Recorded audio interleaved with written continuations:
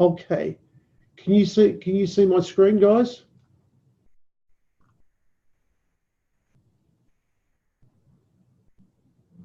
Philip, can you see my screen?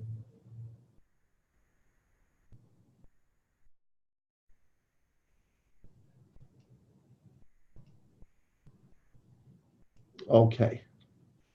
Okay, so let's start with this girl. So this girl is a 13-year-old girl, and basically, when you look at her profile, you can see that she's got a very flat upper lip and she's got a very concave profile with a quite everted lower lip.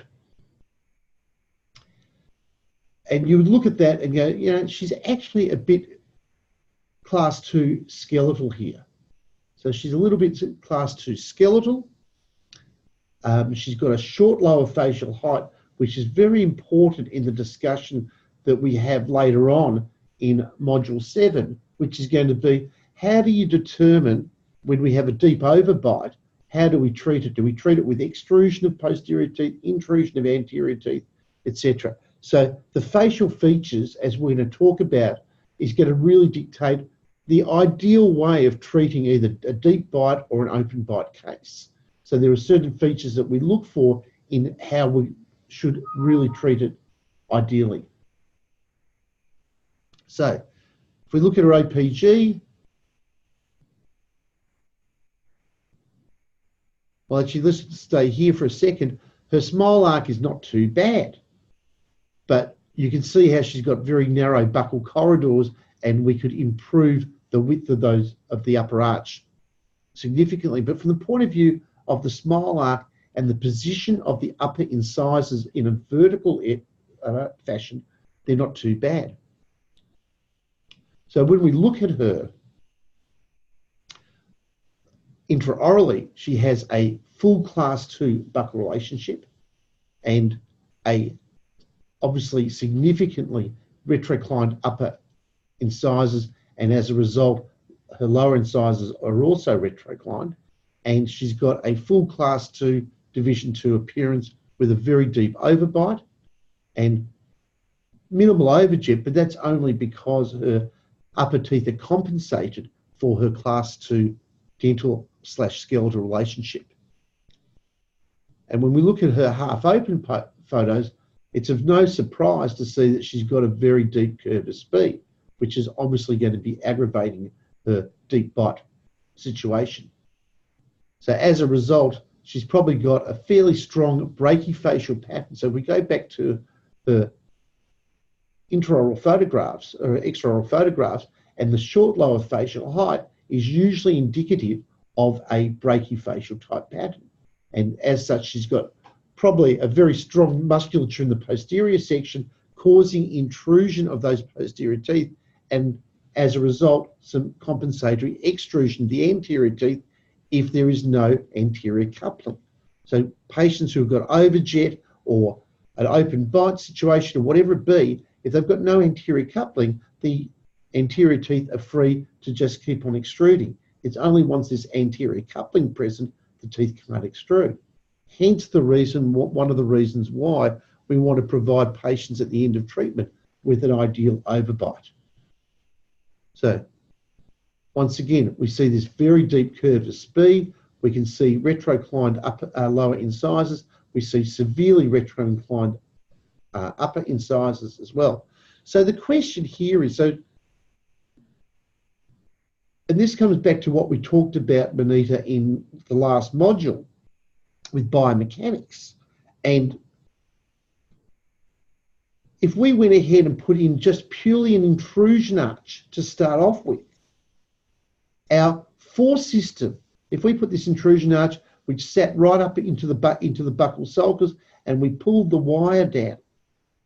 So in other words, the force system, remember, if we put the short segment into the molar tube, where we've got the tip back bend, this is if we did a intrusion arch, we put the tip back bend in the molar tube, the long segment would sit right at the buccal segment, and the long segment is the segment that determines what the force system is.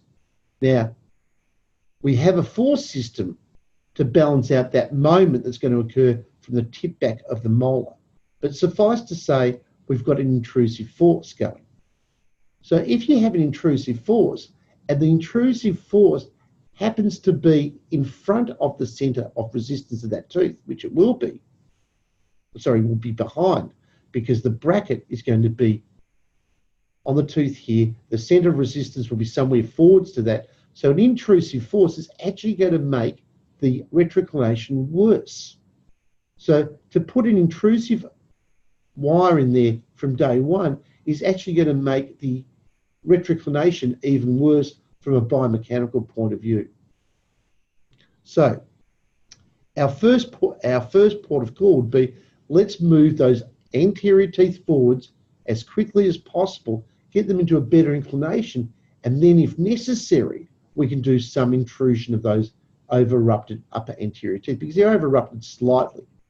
So we're going to have to work on both the upper and the lower arches. So these are Damon self-ligation brackets. And, you know, we used to use Damon, but remember, Damon is a passive system.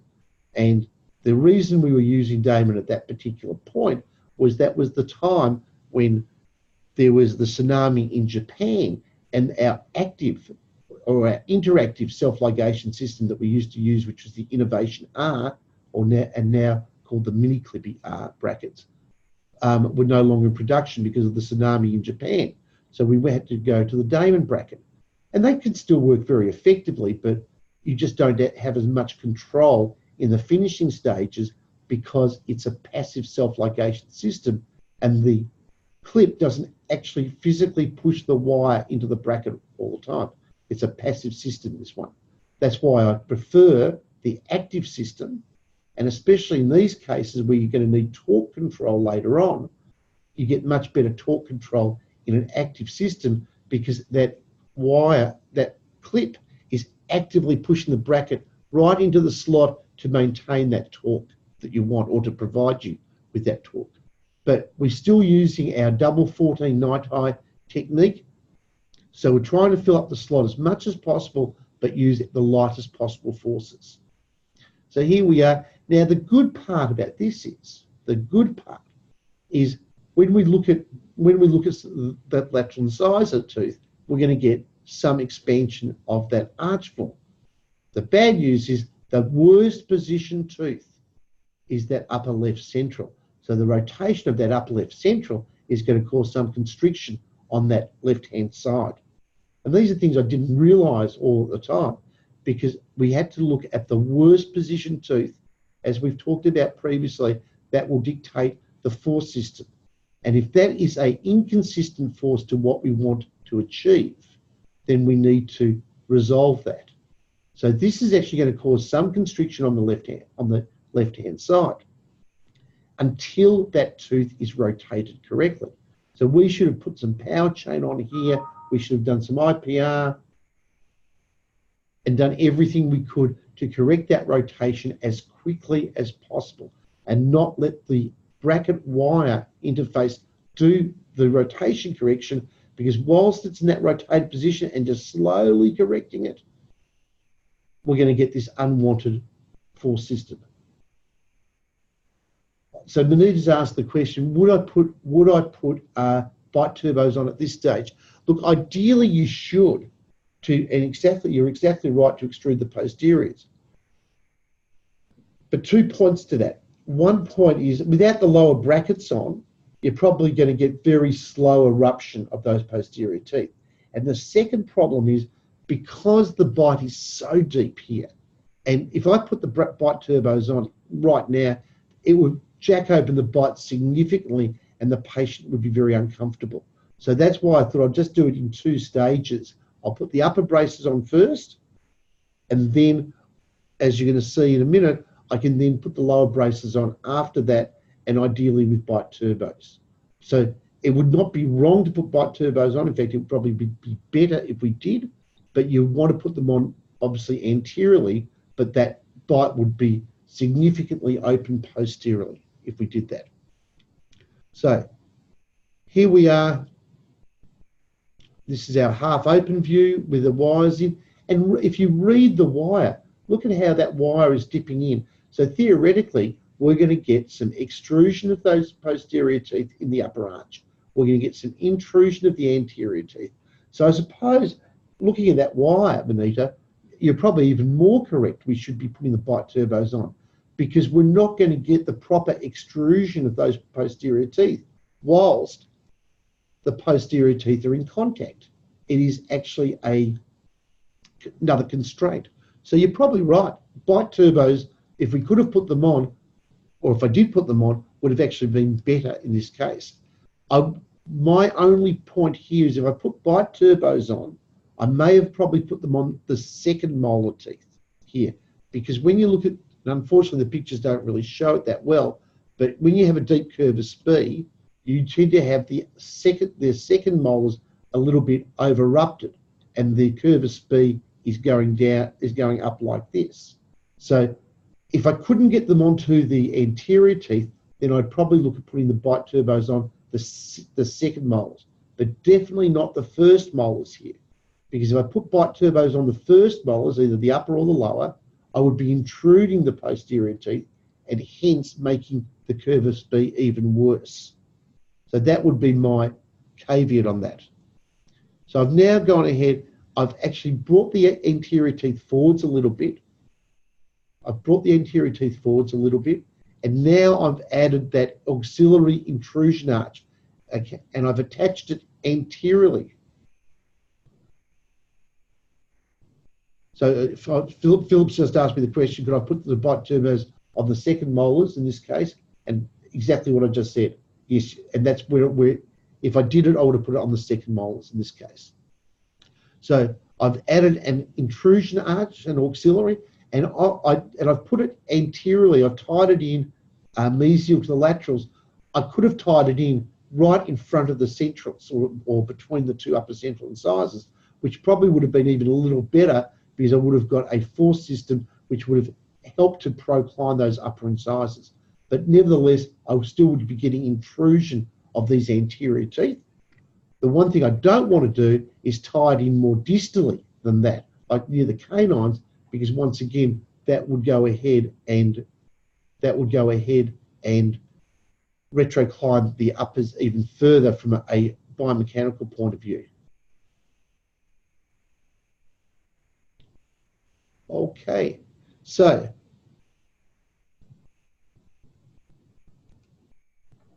let me go into slideshow mode.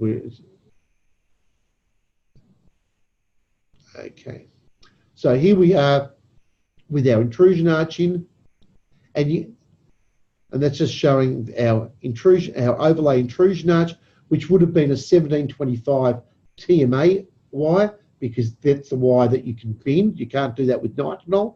So we've got a base arch wire underneath and a overlay intrusion arch, which would have been going into that auxiliary slot of the first molar teeth. And you can see we've got a little bit of intrusion going. We've opened up the bite, and at that particular point, I went ahead and put the brackets on the lower teeth. And stupid Jeff put the bite turbos on the 5s. And I say that because once again, we're now going to deepen that curvus B. And tell me, how can that 4 extrude as we need it to extrude to level that curvus B? So that was a mistake of mine. That's probably added 4 to 6 months of treatment. So I should have put the bite turbos on either the upper canines here, or, as Philip points out, and as I pointed out previously, on the second molar teeth. And that would have been far more efficient. Okay, so I've gone ahead, I've put a single wire in. Don't ask me why I didn't put a double wire, because I should have put a double wire in. Maybe I couldn't, maybe the patient was just too anxious or whatever it be, but I should have had a double wire in there. Now, when we look at that, what are the issues with this particular case?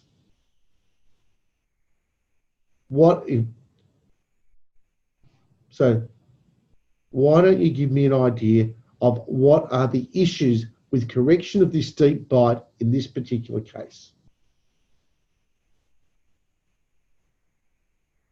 Well, it's the position of the canine bracket. see how that wire is, we've got a distal tip on that canine. So that wire is going to actually extrude those anterior teeth. If we had mesially inclined canines, that would be far better.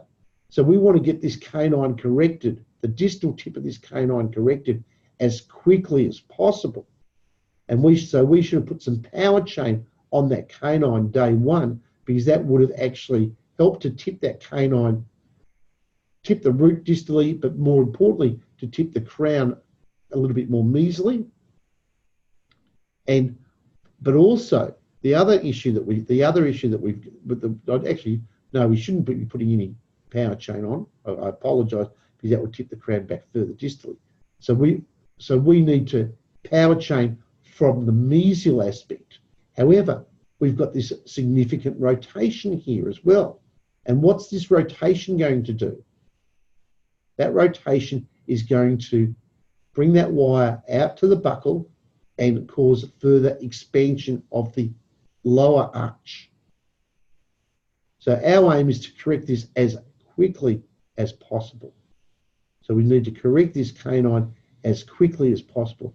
And if you remember in Module 6, we had those canine uprighting springs. So you could have been a canine uprighting spring, had that as a sectional wire first, not engage that canine initially, and actually upright that canine first and then engage the wire. That would have been a better way to do this from a risk management point of view. So Manita, we talk about these canine uprighting springs in our Module 6. So that's going to take you to another level of biomechanics. But the point is, we've got to look at the risk management of this case, and it's this particular canine to start off with. The other problem is, the good news about this though, is that canine is going to intrude. Why is it going to intrude? Because if there's a vertical force on the premolar, but that premolar can't go anywhere. So the only force left over is going to be an intrusive force on that canine. I think we had a question, so let me just check the question. Okay. So here we are. So you can, and if we read the wire, theoretically, you would say to me, well, these teeth are going to extrude, but they're only going to extrude if there was no constraint in the system. So the teeth that haven't got a constraint will extrude. But can you see here how the second molar teeth have actually over-erupted? That's that deep curvus B.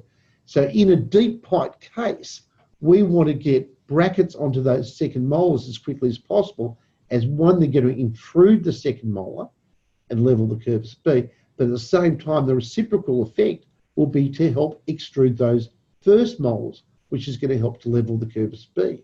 So in a deep bite case, we should be getting onto these second molars as quickly as possible.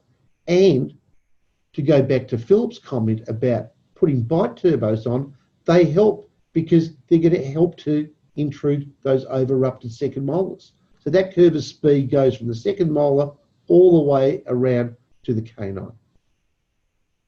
So if we can level the curvus B by a combination of intrusion of the second molars, some intrusion of the anterior teeth minimally, and predominantly extrusion of the posterior teeth because of the short facial height situation here. So Philip asked, would I have bonded the upper sevens also, or just leave with bite turbos? Ideally, I would have bonded the upper second molars, because when you've got bite turbos on, remember you're going to have an intrusive force on those upper second molars. And the intrusive force is going to cause some buccal flaring of those upper second molars. So I would have liked to have brackets on to help control that. Now, once again, there's a caveat on that. So for example, if your upper second molars are in the right position, I would definitely have brackets on there. If your upper second molars were already flared buccally, I would definitely have brackets on. But if your upper second molars were for some reason fairly upright and lingually or palatally inclined, I may err on the side of not putting a bracket on and letting the bite turbo do our work in trying to flare those a little bit before I'd put the brackets on. Okay. So here we are now. The bite's opened up. Okay. I'm reducing these bite turbos. In all honesty, I should have taken these bite turbos off. And I suppose to follow on for your question, Philip, I should have. They're already flared, these upper second molars, and I don't have a very nice relationship between the 6s and the 7s. So yes, in retrospect, I should have bonded these upper second molars. But what's really interesting here is look at the crossbite that's developed on that left-hand side. And this is exactly what we're talking about. So because of the position of that canine. So we didn't have a crossbite at this particular point. And because of this particular canine and the rotation of that canine, we ended up with a crossbite on this particular side. So we go into damage control. So we need to ideally, and I don't think I did it, but ideally you would bond the 7s, because the 7s are a little bit linearly positioned. So that's going to help to bring this lower arch in. You would actually probably put some palatal buttons on your 4 and your 5 and your 6 on the upper, and start running some cross arch elastics to try and expand the upper arch a bit, but more importantly, constrict the lower arch. Or when you get into your thicker wires, your stainless steel, you add some constriction to that lower arch form. You might add a bit of expansion to the upper arch form. So here we are. We've got nice torque control though. Fortunately, in the upper arch, we've got some mold spaces, so we put some power chain on, and that should be on a 1925 stainless steel because we need to maintain our torque. And we've corrected the class 2. And we corrected the class 2. And people are going to ask how, and I'm going to tell you, I don't know.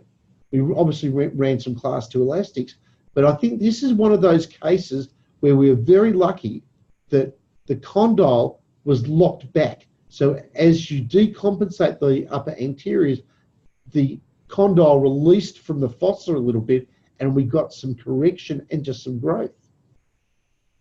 But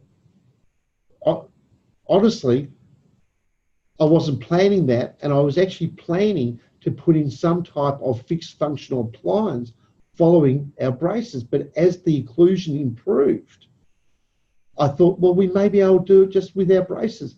But the initial diagnosis and the initial treatment plan was such that we decompensate the uppers and put in some type of fixed functional appliance to bring the mandible forward to correct that class 2 buckle relationship.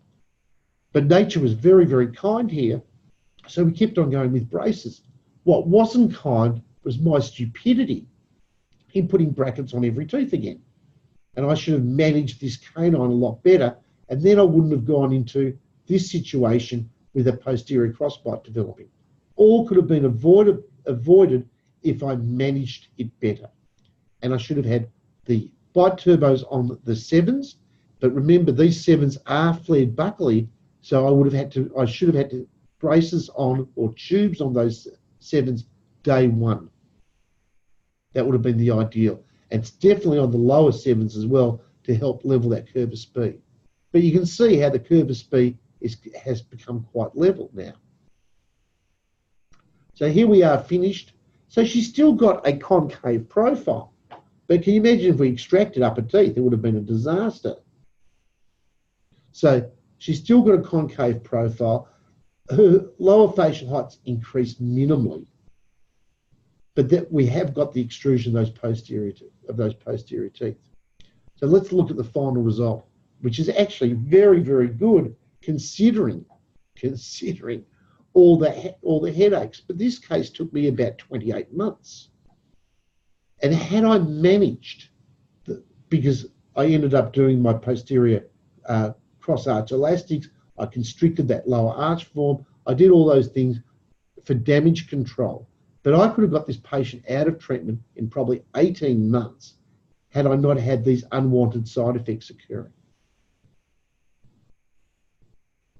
So The smile arc's still not too bad, but we have intruded those upper anterior teeth. Okay, I had to do a combination of both. And if I wanted to just purely level that curve of speed and not cause any intrusion of those anterior teeth, that may have been a surgical case if I wanted to change this facial profile and significantly increase the lower facial height. And we're going to talk about that in Module 7. But I think overall, it was a nice result considering, and I didn't tell you this at the beginning, this patient had gone to 3 other orthodontists who just said orthognathic surgery. Now, it's pretty hard, I think, to tell a 12-year-old or 13-year-old girl they're going to need orthognathic surgery. So we tried to do it because we had growth on our side. Now, had we not had growth on our side, had this patient been an adult with no growth, and that facial profile, I probably would have been suggesting orthognathic surgery as well. But the fact that we've got growth on our side, we have lots of things that we can do. Provided we have growth, we have some compliance, and we've got parts of in our armamentarium that we can use functional appliances to some degree if we need to. And then for this case, we were just very, very fortunate that obviously a lot of the issue was the condyle being locked back in the fossa. And you hear a lot of people saying, well, if I unlock the occlusion, I correct the class 2. That happens sometimes, but you can't bank on it.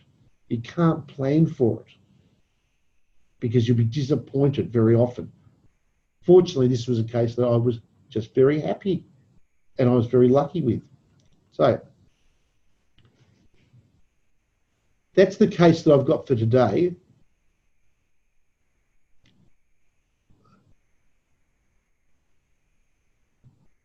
Are there any questions about this case?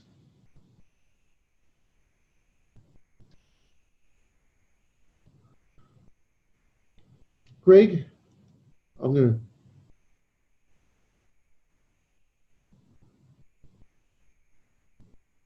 Greg, can you hear me?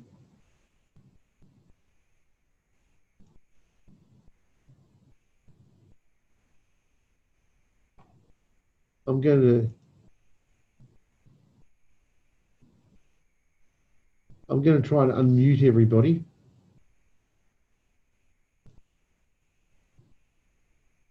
What could you have done to improve the finish on the left-hand side canine? Okay. So Greg, your microphone's not working, that's fine. Let's go back and have a look at that. Okay, so Philip, before I tell you, why don't you tell me what I could have done to improve the finish on that upper left canine?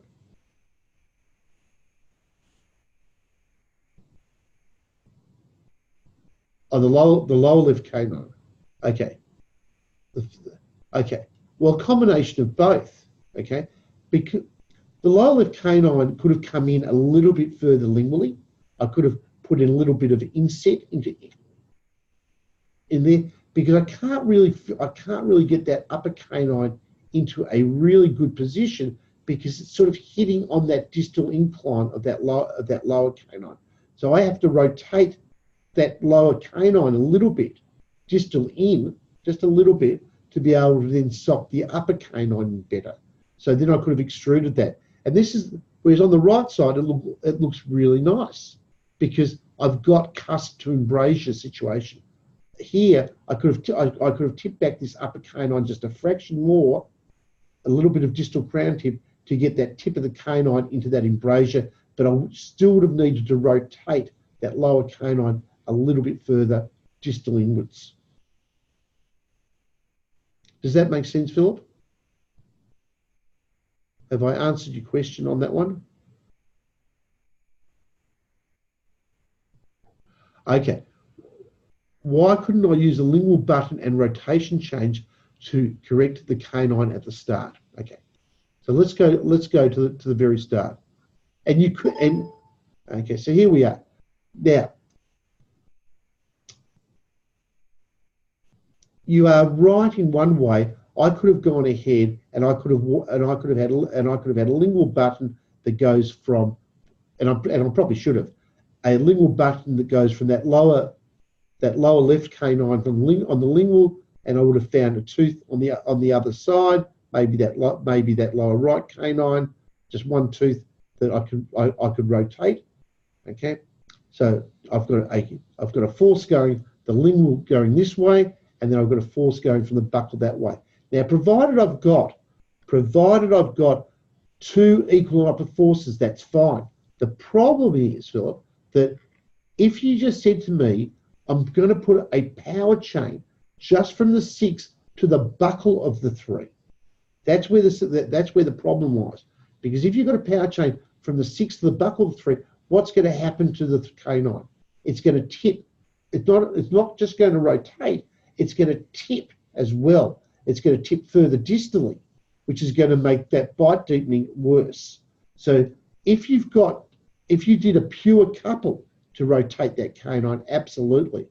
What I would be doing though, because that distal tip of the canine is going to be a significant factor in trying to open the bite. I would have used one of those canine uprighting springs now, uprighted the canine first, and then gone ahead with the power chains. So I would have bypassed that canine until I've got that canine more upright or more mesally inclined, and then gone ahead, if I needed to, with the power chains. Does that make sense?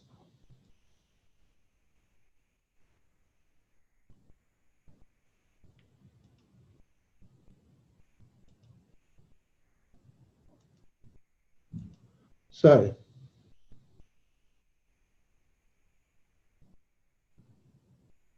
from Anita, not right now, thank you, Jeff. Oh, okay. That's obviously with the microphone. Okay. Thank you. So Philip, you're going to read up on those canine uprighting springs that we did in that last module, that we did in module 6. That's why we give you all these little tools. So you've got all the armamentarium that you need to sort out all these problems if you want to. Okay. Any other questions about today?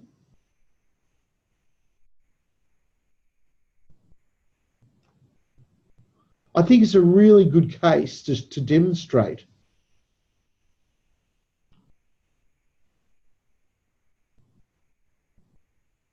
So Philip said he actually thought we could bond upper and lowers with anterior bite turbos. Well, theoretically, you could have bonded upper and lower with anterior bite turbos, and I wouldn't have had a problem with that.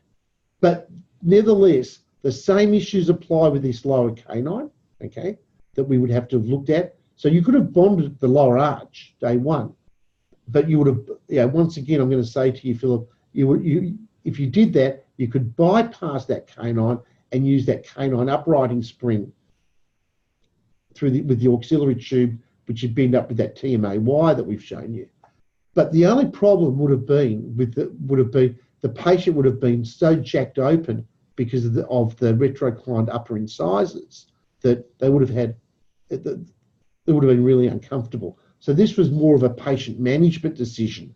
From a technical aspect, absolutely, the sooner you had those bite turbos on, the better.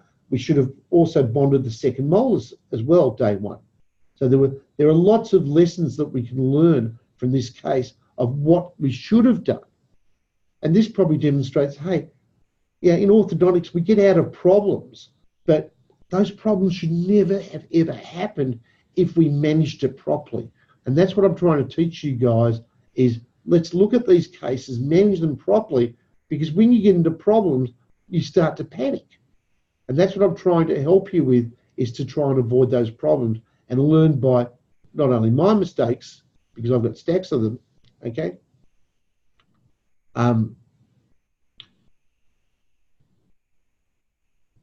But we learn by everybody's mistakes. Robin's just said to apologise to Manita that she didn't call you back yesterday, but she was just leaving the practice. If it's urgent, Robin will call you today. So, Benita, just let us know if it's urgent, and Robin will give you a call back today. Otherwise, she'll give you a call back tomorrow when she's in the practice. Okay, I hope that was of some help. I have hopefully recorded this session, so you can actually have a copy of this recording as well. And I have to apologise to the people who went to Module 2 that our recording did not work in Module 2. So we're going to have to do that again at some stage, and then I'll give you the recording. So what we're going to be doing, just out of interest for everybody, what we're going to be doing in future is recording all of the sessions, and anyone who has signed up for the entire program, okay, anyone who's signed up will have access to the recording. Okay, so you will have access to those recordings at no extra cost. Okay, but there will be an online course, but people who want to do that will pay for the online course. The people who come to our live course will have those recordings at no cost. And just to finish off, the really wonderful news is we're about a week away from having our course accredited as a postgraduate diploma in orthodontics. Now, there's going to be another stream to that. So there'll be a small extra cost where you've got to do some case presentations, some multiple choice questions, etc., but you will be able to get a postgraduate diploma in orthodontics. But it is only available to those people who have signed up for the entire course. So if you're doing it by paying module by module, you are not eligible to do the postgraduate diploma. So that's only for those people, unfortunately. That's part of the accreditation process. It's for the people who register at the beginning and they register their interest in that postgraduate diploma. So hopefully I'll be able to give you that news in the next week. I'm just going to finalise it today. We've got one thing to do and then we can get approval for that. So it's taken a lot of work, but the OrthoED Mini Masters program will be approved for a postgraduate diploma in orthodontics. Now, whether or not you're allowed to put it on your letterhead, etc., I don't know whether APRA will approve that, but there's no reason that you won't be able to display that and do all that in your practice and tell patients, because you've done the hard yards for it. Okay, on that note, it's 20 to 8. I will leave you be. Have a wonderful day, and we shall see you next week, and I hope you enjoyed the session. I'll say there might be one more question. Okay, so Manita said it's not that urgent, and thank you, Manita, for the congratulations. Okay, have a wonderful. Is there a meeting next week? Sorry. Is there a meeting next week? Yep. No, okay, cool. Okay, fantastic. If you've got any cases, please send them to me. Okay, wonderful. I hope you enjoyed that one, Naomi. You're always very knowledgeable, very good. Thank you. No, just make it up the day before. You did, yeah, I know. No, it's great because I look at things now so different. So it's good. And that's fantastic, yeah, because you've had a lot of experience, and I know when we first talked, you said, "I've done this course, I've done this. What am I going to learn?" So to hear something like that makes it really worthwhile for me. Yeah, and the good thing is because I've done so many cases, I see that happening. So you go, "Oh shit, is that why it happened?" That's exactly right. That's exactly right. And you'll go back and look at your photos even in a different way now. Yeah. So that's fantastic. No, it's great. Thanks, Jeff. That's a pleasure. See you, Naomi. You have a good week. Okay. Thanks, bye. Okay. Bye. See you guys. Bye.